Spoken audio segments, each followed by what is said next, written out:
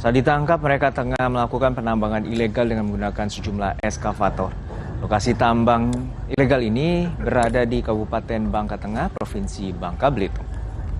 Kapal hitam hijau. Kapal hitam hijau. Hijau.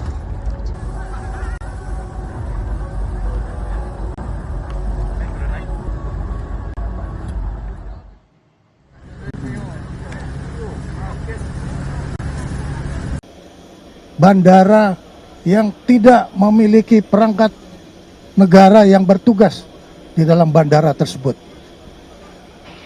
Ini merupakan hal yang anomali di dalam negara Kesatuan Republik Indonesia. Pernyataan Menteri Pertahanan Syafri Samsudin saat meninjau bandara di lokasi pertambangan Morowali, Sulawesi Tengah memicu perhatian serius dan sangat mengagetkan. Syafri menyampaikan sorotannya usai menghadiri latihan terintegrasi TNI di Morowali pada Kamis 20 November 2025. Menhan menyebut terdapat bandara tanpa kehadiran negara di sana. Baginya, ini adalah anomali atau keanehan yang dapat membuat kedaulatan ekonomi Indonesia menjadi sangat rapuh dan rawan. Lalu apa sebenarnya yang terjadi di Morowali? Kawasan industri Morowali itu luasnya sekitar 4.000 hektar. Kawasan tambang ini melibatkan sejumlah perusahaan di mana sebagian besar kepemilikan dan investasinya berasal dari Tiongkok. Mereka punya bandara yang tidak ada otoritas Indonesianya, yang berarti di situ orang dan barang bisa keluar masuk tanpa diawasi. Infonya bahkan aparat keamanan saja tidak bisa masuk ke sana. Bandara itu tidak ada bea cukai, imigrasi, tidak ada karantina penyakit, dan lain sebagainya, layaknya bandara sebagai gerbang pertahanan nasional. Yang hebatnya teman-teman, bandara ini dibiarkan beroperasi secara ilegal selama bertahun-tahun, tak ada aparat negara di situ. Kan harusnya ada Pemda, harusnya ada Kementerian Perhubungan, Kementerian ESDM, harusnya ada bea cukai dan imigrasi atau polisi. Tapi semuanya itu nihil ada di sana. Dan kenapa diam saja selama ini? Jadi selama ini dari tahun 2019 sampai sekarang, pejabatnya tidak ada yang melakukan apapun atau mereka tidak bisa dan tidak berani melakukan apapun. Ya, pasti di balik keberadaan bandara ini ada pelindung atau orang kuat di negeri ini. Siapa ya? Kita juga tidak tahu apakah mereka itu ada kepentingan penguasa terkuat di dalamnya atau ada tekanan dari luar, misalnya tekanan dari Tiongkok. Itu semua perlu diinvestigasi dan itu semua pastinya terjadi di era Presiden Jokowi. Kita masuk ke babak selanjutnya. Minggu 23 November 2025. 3 hari setelah temuan tersebut, ada rapat darurat di Hambalang. Presiden memanggil kementerian terkait tambang ilegal. Agendanya adalah pembersihan total tambang ilegal. Rapat tersebut dari pagi sampai malam, teman-teman. Rapat panjang yang jarang sekali dilakukan oleh Pak Prabowo, seinsentif itu, setegang itu hingga berjam-jam. Dalam rapat itu, Satgas Penertiban Kawasan Hutan melaporkan temuan terbaru mereka, yakni status lahan yang kacau, izin tambang yang tidak jelas, operasi ilegal yang berjalan bertahun-tahun, terutama sejak tahun 2014 dan puncaknya di tahun 2019 yang berjalan tanpa takut akan hukum.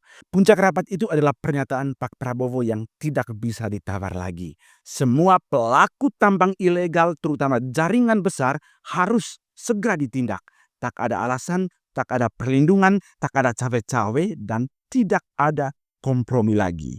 Dalam laporan Pak Menhan dikatakan bahwa beberapa lokasi sangat sulit dijangkau oleh aparat Satgas. Untuk itu, Presiden menyatakan bahwa kerjasama TNI, Polri, Kejaksaan, PPATK, BPKP, Departemen Kehutanan semua harus bergerak sebagai satu kesatuan di bawah komando langsung dari Presiden. Praktik tambang ilegal dan pelindungnya atau orang kuatnya akan dihajar habis-habisan kali ini.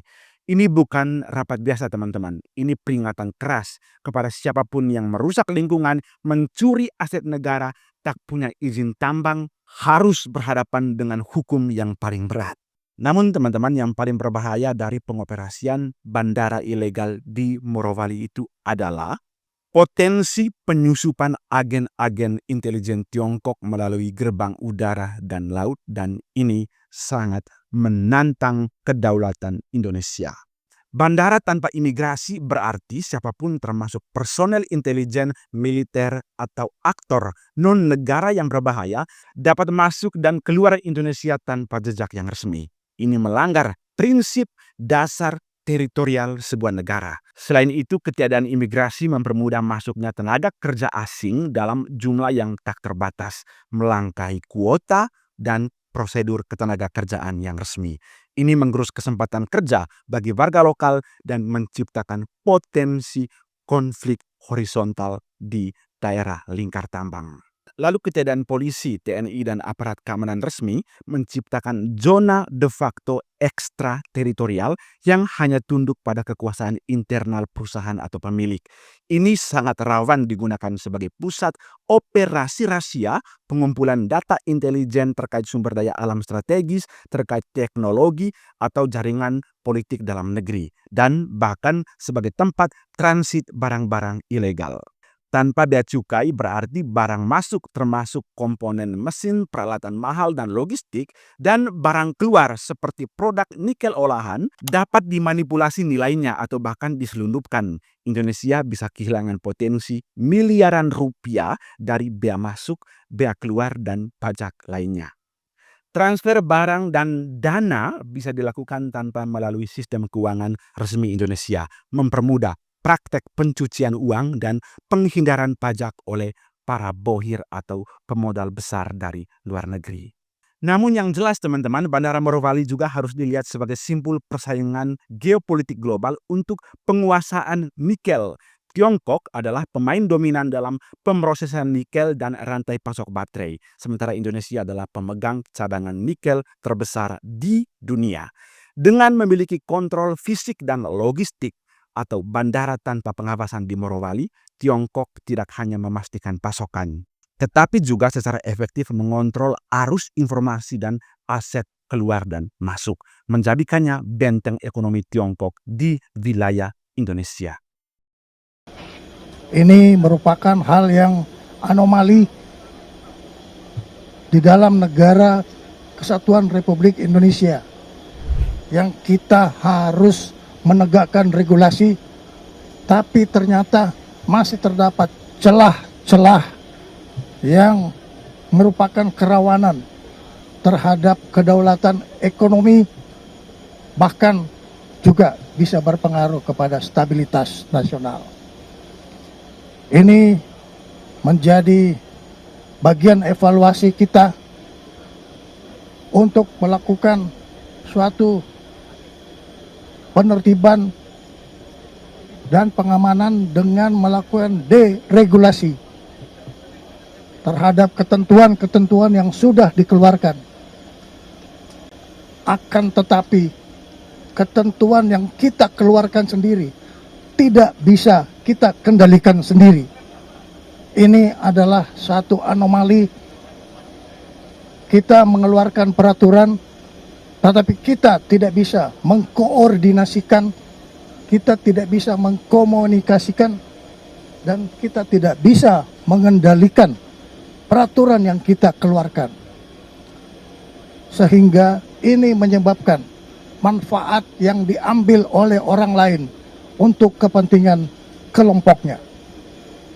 Negara hadir untuk menegakkan hukum, menegakkan regulasi, dan kita perbaiki semua hal-hal yang sudah kita lihat selama ini terjadi.